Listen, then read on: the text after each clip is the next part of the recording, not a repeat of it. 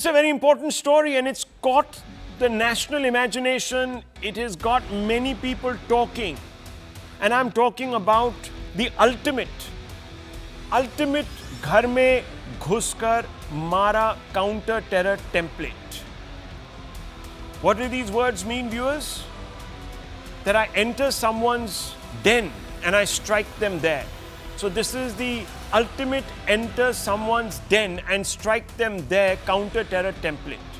Reports seem to suggest that Israel's Mossad spy intelligence agency is behind the serial handheld pager device explosions that ripped across Lebanon. Without providing any detail, Hezbollah has accused Israel of orchestrating the attack that killed 11 people and wounded 4,000 others. These are the latest numbers. According to Hezbollah, others are pegging this number at 9 deaths. Israel has not commented on the attack or confirmed its involvement, but an NYT report states that Israel intercepted the pagers from Taiwan that detonated in the pockets of thousands of Hezbollah fighters before they reached Lebanon. Israel allegedly tampered with the devices that Hezbollah ordered and placed 3 grams of explosive material next to the battery in each pager. And that resulted in absolute mayhem. Targeted attacks on Hezbollah cadre. Now, many people are, of course, outraging, and I'm talking about a number of so-called human rights activists that are coming out and saying that this is an attack, an absolute attack on humanity. And in doing so, in condemning Mossad, they've also ironically ended up echoing Iran's condemnation of the serial bombings, claiming it is an outrage against humanity. Now let's open this up and ask some fundamental questions. I want to go across to Kalev Ben David, diplomatic analyst with I-24 News, who joins us.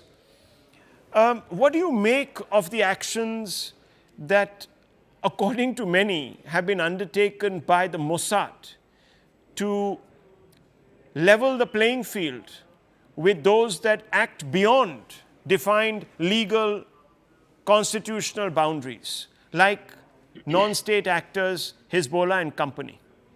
Right. Well, first of all, I agree with your description of this as sort of the ultimate counterterrorism action. I think it's unprecedented. Of course, Israel and the Mossad have not taken credit, but it does bear the hallmarks of a classic Mossad operation. Reports coming out that although the original company that made these pagers was in Taiwan, they subcontracted to a company in Hungary, which apparently has now closed up shop, which is apparently where these pagers were booby-trapped. But I would make this point. The reports are that some 2,500 people, or overwhelmingly Hezbollah operatives, were injured in this attack. The reports of 9 killed. There are reports of a couple of civilians killed, maybe 2 minors, but rarely in the history of warfare has there been an action that has been so exacting that could take out so many terrorists. Remember, Hezbollah is an organization like Hamas that it has embedded itself in a civilian population. It's sort of embedded itself in the country of Lebanon. It's almost a parasite lurking inside of Lebanon. Israel's had the military capability to destroy Hezbollah, but it hasn't done so because of concern out over the civilian population and infrastructure of Lebanon. So this operation appears to be one way for Israel, allegedly, to have struck at Hezbollah with accuracy, almost completely just attacking those Hezbollah operatives without damaging either the civilian infrastructure of Lebanon or of killing other civilians there. Well, very interesting, very interesting. Let me bring in Sushant Sareen. Sushant Sareen, I mean, if it is Israel that's behind this, then one must salute their determination to protect Israeli lives and the Israeli state. Yes, of course. But see, Rahul, I think that is what the Israeli security services have always tried to do, most often successfully and sometimes not so successfully. But look, this particular operation is kind of awe-inspiring. I think even the enemies of Israel will accept that this is a pretty cool operation to run. It's like it's both audacious and innovative. My big question is everything that we are hearing right now. I think it's bunkum. How they've done it, nobody really knows. That story in the New York Times, I find it rather far-fetched because look, if you have to rig up a single, it is one thing to rig up a single mobile phone and hand it to a terrorist and then blow him up. But to rig up something like 3,000 to 5,000 pagers, and each one of them, it's a very delicate process to rig an explosive onto a pager, unless, of course, you bought over the entire factory. Or the batteries were being supplied by a company which had already rigged this kind of a thing. But even that is like very complex because how do you manage to have an assembly line of such kind of bombs which you are putting in the hands of your adversaries? First, you have to have the information that, this particular consignment is going to this particular guy. Maybe they switched the consignments. I don't know how they've done it. It's an extremely complex operation, but has been done to devastating effect. It's kind of crippled the Hezbollah. It's more than crippling the Hezbollah. I think it's dealt a body blow to their morale. Like they must be feeling like such idiots carrying around those pagers which have been blowing up in their hands and unmentionable places. So it's a pretty cool operation, no doubt about it. Pigeon post is what people will have to start resorting to. Pigeon post. Dr. Ranganathan, that's what's going to happen at the end of the day. If you can't communicate, forget the mobile, then you take on the pager, that blows up. It's some people have apparently got castrated there, Dr. Ranganathan. That's what I've been told. It just blew up in their pants. I mean, it's been quite devastating, actually, to psyche and to society at large and so on and so forth. No, clearly this is the one military operation that was literally below the belt. But, to slightly disagree with my good friend Sushant Sareen, because I've seen the way Israel conducts science. I run a lab. The entire nation of Israel is a lab. So, when people think that R&D innovations are coming in bits and pieces from that country, that's wrong. The entire country is churning out R&D. So, this is not really that far-fetched. But I would say a couple of points here. I think not since the cracking of the Enigma code in World War II that helped turn the tide of the war, and, Turing did it famously, has an operation been carried out that has completely, turned the whole counter-terrorism, or as we know it, war on its head. And I think kudos to, of course, Israel, like Britain never did for 20 to 30 years, except that it was the one that invented the radar and, broke the Enigma code. But the fact of the matter is that these things are unimaginable until they actually happen and turn out. And maybe 30, 40 years from now, some Israeli who's been, carried out this operation will write a book about it. Having said that, I think one point that we should discuss is why on earth was an Iranian ambassador carrying a pager that was kept by terrorists? I think that is the biggest question to be asked. And that is, if ever there was evidence that Iran is hand in glove with terrorists, that needs to be asked. And as Sushant said, NYT wrote a whole article, but completely managed to not talk about this serious issue.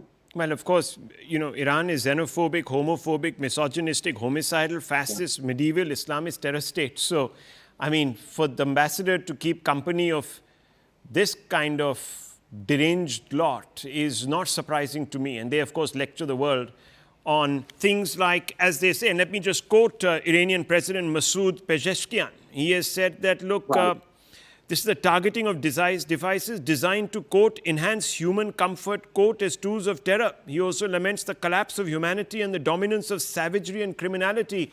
Kalev, David, how do you respond to this?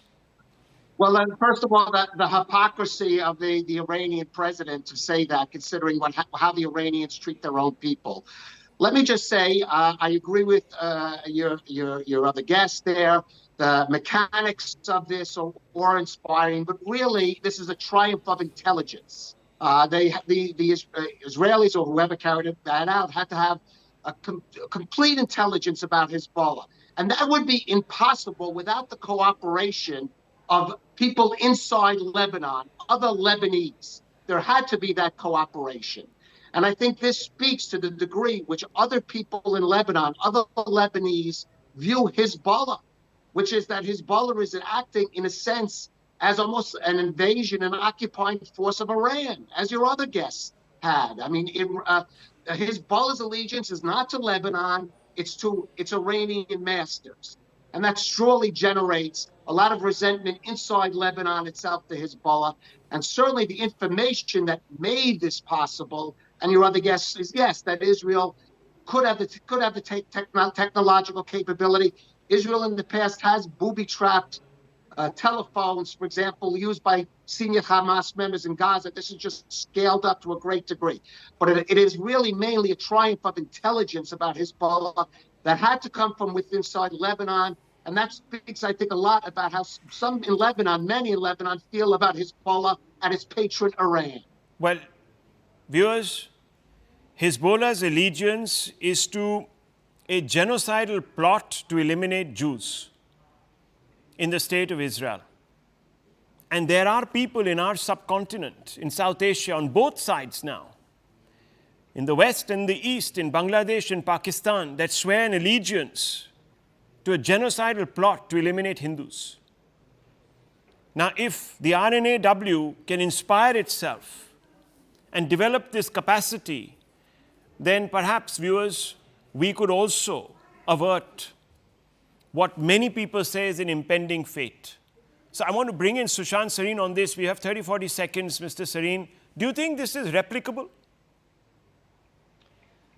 I don't think in the same way. I think the kind of capabilities that the Israelis have built up over decades is something we don't have. I think the kind of technological capabilities also which they have is again, like I said, pretty awe-inspiring. There is a lot we can do, but, you know, we tend to be stuck up in a kind of a bureaucracy. And the rest of the ecosystem, as Anand was saying, that yes, you know, the technical innovation and invention is almost like a second nature in Israel, right? We really don't have that to that level in India right now. Perhaps we'll get there. But I think we need to start looking at technology as a tool for fighting terrorism in a much more effective manner. And maybe there's a lot we can learn from the Israelis than what we have already learned so far. And at the same time, you know, there is this irrational fear being expressed that, you know, something like this can happen in India. It can't happen in India because, you know, it's not as though the government of India buys all the particular phone brand from one particular guy and somebody can, you know, rig those things. Yeah. It's not the way it happens in India. So I think this is something which terrorists need to fear. And I think it's good that Israel has put the fear of terrorists, God in them. Okay, well, I don't know if it's the fear of God, but certainly of something. Yes, death, doctor. No, I think the rumors are rife that Dawood Ibrahim has stopped using pagers since yesterday. Well, I don't even know if they have a telecom network that enables anything in Pakistan. But anyhow, that's one of the reasons why we probably won't be able to replicate it. I do want to add that we have seen in the last, say, 5 years, unprecedented defense cooperation between Israel and India. Well, something that didn't exist until recent years. And it's sharing intelligence. I think the people that you're speaking to on this panel, and perhaps some of the viewers, are supporters of the India-Israel coming together. So I leave it at this, viewers. It's been audacious, but it's also been interesting. I leave it at this.